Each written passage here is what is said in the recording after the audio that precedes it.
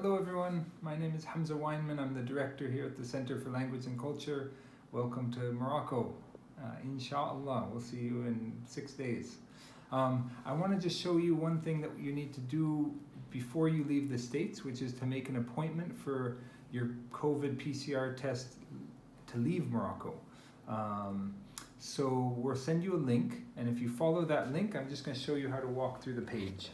So you'll come to this, it's called the Laboratory of Ain Etti, the name of a neighborhood. You'll start you might be able to just translate it all into English, but if you can't, I just want to walk through the French. So this is your last name here, your nom, and then your prénom is your first name. Gender, date of birth, your address, we want you just to put Hotel Andalus, which is the first hotel that you'll be staying in Marrakesh. Your phone number is your phone number, so you can just put plus and then your area code. For example, this is for New Mexico. Your email address. When you come down to nationality, to get to American, you actually will put États-Unis. So you're going to put ETA, and that will get you to the United States in French. Put in your passport number.